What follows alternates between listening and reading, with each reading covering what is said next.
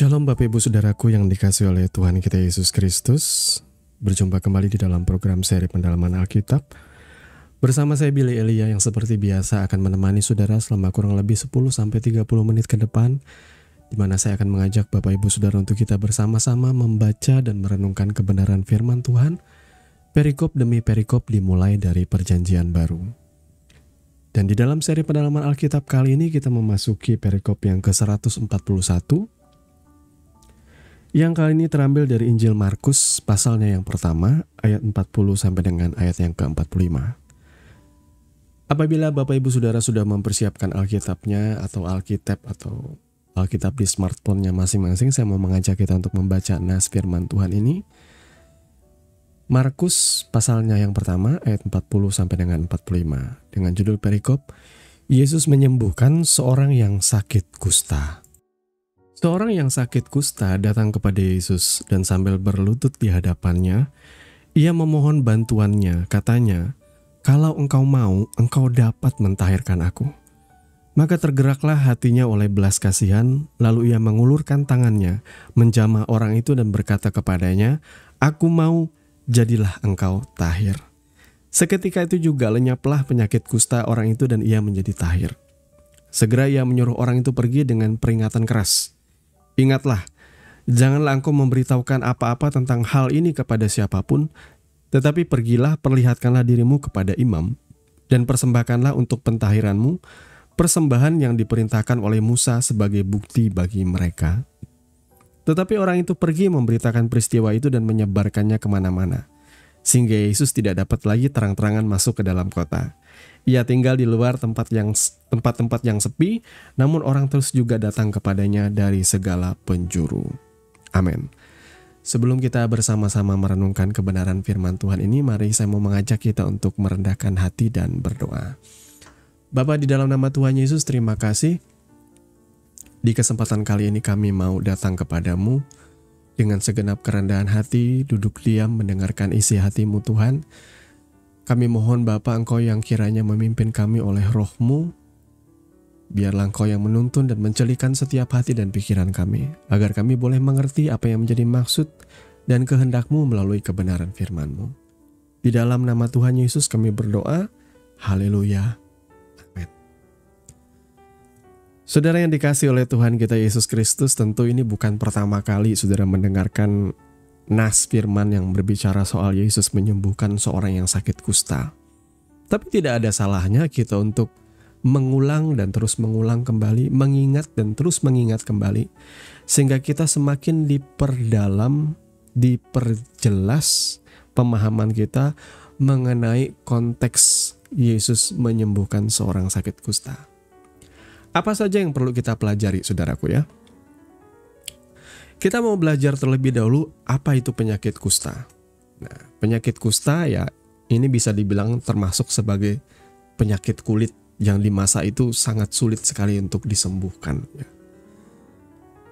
Bahkan ayat-ayat Alkitab mengatur orang yang sakit kusta ini harus dikarantina jauh dari kehidupan masyarakat. Dengan kata lain, kusta ini bisa dibilang sebagai penyakit yang menyingkirkan. Saudara paham ya? Kalau saudara kena kusta, otomatis saudara harus disuruh karantina sendiri. Tidak seperti COVID ya, ini lebih parah lagi. Saudara nggak boleh tinggal dekat dengan perkampungan atau kota atau perumahan penduduk. Saudara harus jauh-jauh.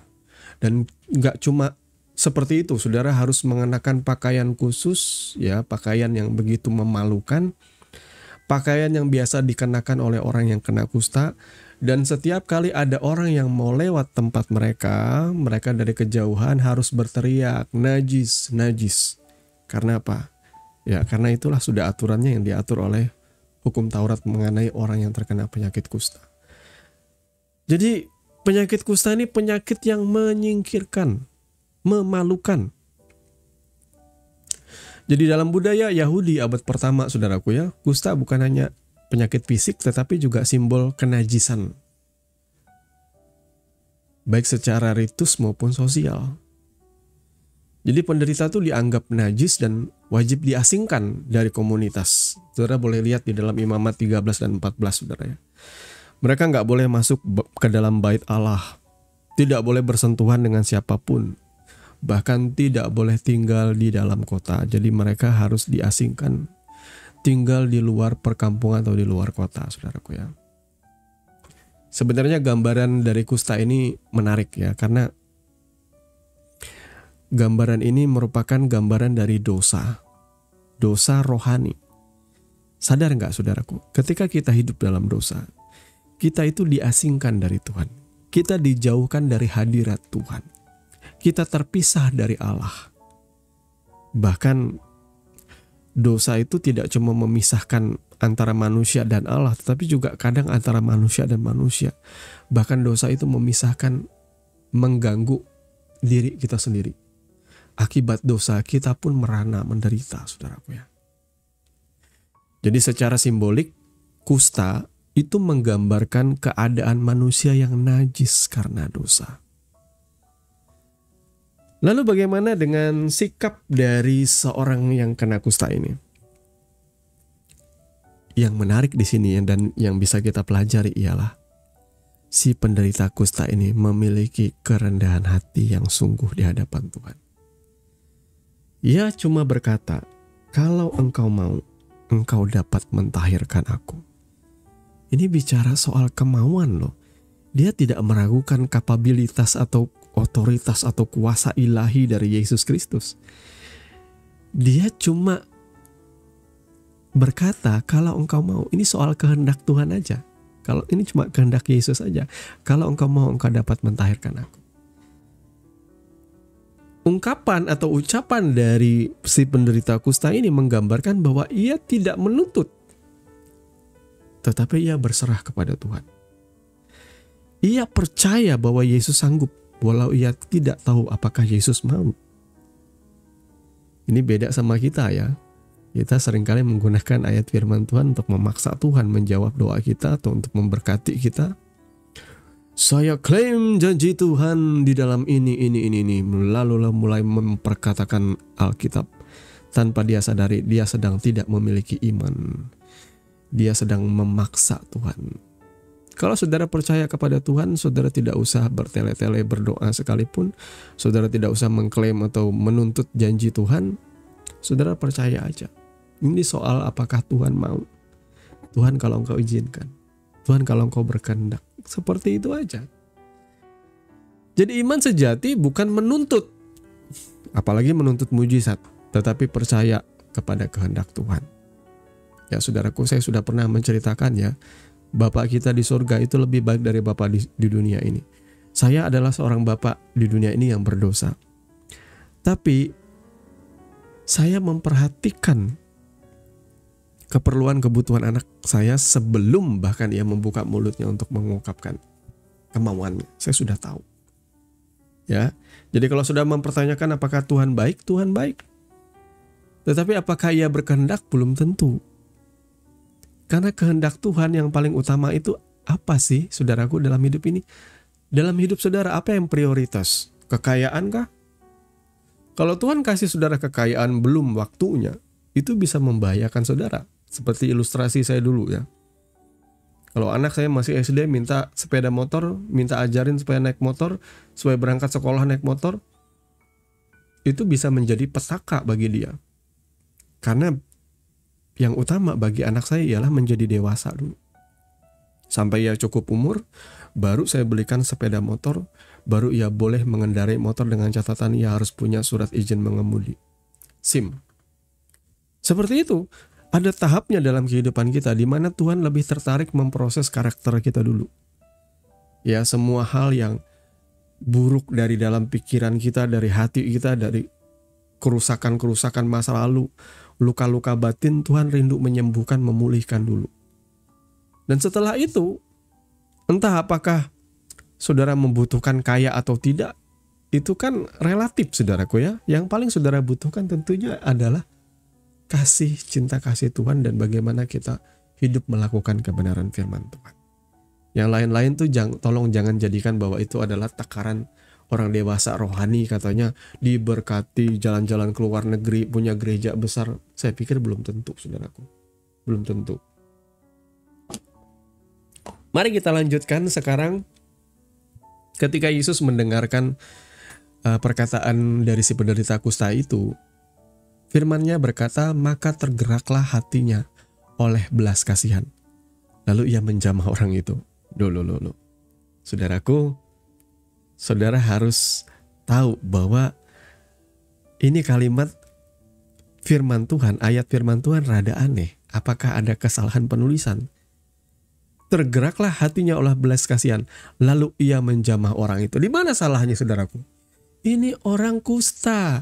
Orang kusta boro-boro dijamah, dideketin aja nggak boleh. Karena itu bisa, kata orang, menular. Berbahaya, saudaraku. Tapi apa yang Yesus lakukan? Ia menjamah orang itu. Menjamah orang kusta itu adalah pelanggaran sosial. Pelanggaran aturan, ritual. Bisa membuat Yesus pun dianggap najis. Kalau saudara bersentuhan dengan orang yang terkena penyakit kusta, walaupun saudara masih belum menunjukkan simptom atau gejala-gejala kusta, saudara harus diasingkan juga karena engkau dianggap sudah memegang dia. Tetapi yang menarik di sini, Yesus tetap melakukannya dan ia malah membalikan kenyataan. Bukan dia yang menjadi najis, bukan dia yang kena kusta, malah si kusta yang menjadi tahir, malah si kusta yang menjadi sembuh. Jadi saudara perhatikan di sini, Yesus tidak menjauhi orang najis, ia malah menjangkau dan memulihkan keadaannya. Ya saudaraku ya, jadi saudara renungkan ini, ibadah yang sejati, pelayanan yang sejati, itu tidak takut ternoda. Tidak takut kotor, tidak takut jorok. Tetapi berani mengasihi mereka yang terasingkan atau tersisih. Nah, di sini yang menarik adalah kata yang digunakan untuk menyembuhkan. Bukan hanya menyembuhkan ya. Kata di sini Yesus menjamah tidak hanya menyembuhkan, tetapi mentahirkan. Mentahirkan itu tahu nggak saudaraku? Orang itu kalau sembuh kan secara fisik ia menunjukkan perubahan, keadaannya jadi baik.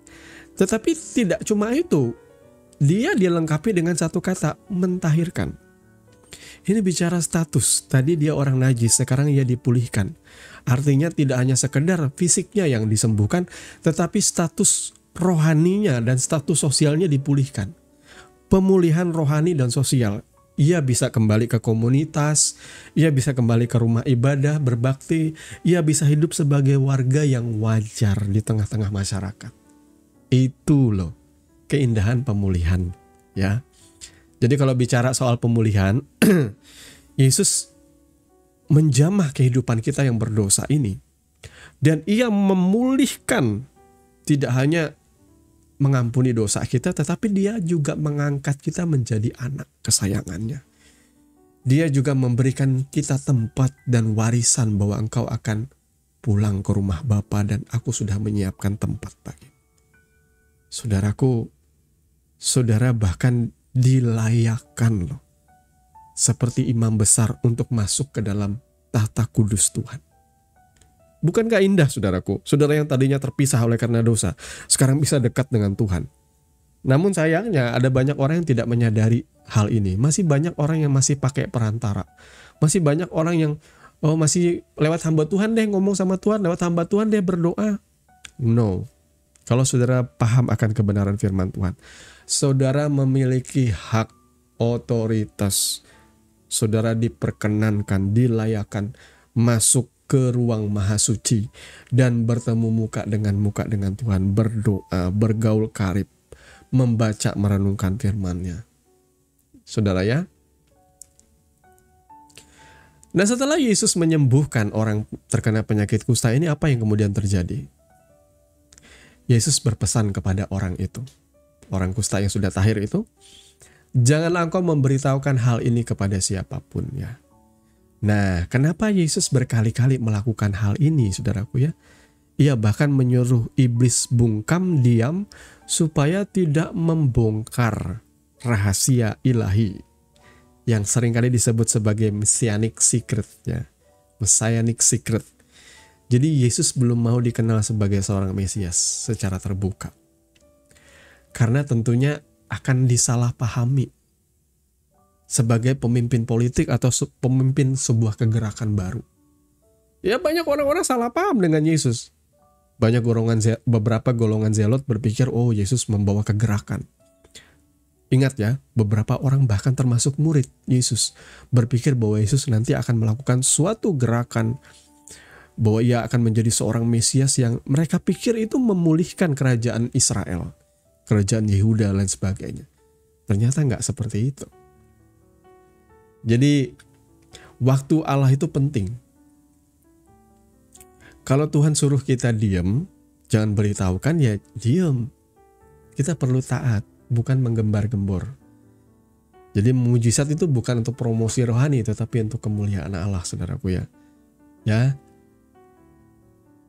Kemudian yang berikutnya, yang terakhir, ketidaktaatan itu membuat masalah besar lah di dalam pelayanan Yesus. Orang itu tidak taat, ya orang tahir tadi, orang yang kena kusta kemudian disembuhkan dan menjadi tahir tadi tidak taat. Disuruh jangan kasih tahu kemana-mana, jangan beritahukan, ya malah memberitakan peristiwa itu kemana-mana. Memang naluri kita itu selalu pengen bersaksi ya. Wajar sih ya. Bagaimana enggak? Ya wajar aja sih, dia orang yang terkungkung, diasingkan, lalu disembuhkan dengan sekejap mata. Tentu dia akan berpikir, aku pengen memviralkan tentang Yesus ini. Akhirnya dia memberitakan itu kemana-mana. Niatnya baik, tetapi ketidaktaatan itu membuat Yesus tidak bisa melayani secara leluasa, saudaraku. Ya, saudara boleh baca di situ. Ketika Yesus melayani, dia tidak bisa lagi terang-terangan masuk ke dalam kota karena terlalu banyak orang datang dari segala penjuru. Sehingga berbeda dengan kita kebanyakan hari ini, saudaraku ya. Kalau pester hari ini melayani kesembuhan, lalu orang sembuh, wah berbondong-bondong orang datang, wah disambut terus. Semua orang banyak datang, makin senang pesternya. Tapi kalau Yesus enggak. Karena bukan itu tujuannya yang paling utama, saudaraku ya. Ya, Tuhan ingin kita bukan hanya percaya tetapi juga taat dan percaya dan taat, saudaraku ya. Jadi Bapak Ibu Saudaraku yang dikasihi oleh Tuhan kita Yesus Kristus, dari renungan kita kali ini apa yang saudara bisa dapatkan? Ya, di zaman pandemi saudara tentu ingat, saudara yang namanya hand sanitizer itu ya, itu sangat amat langka.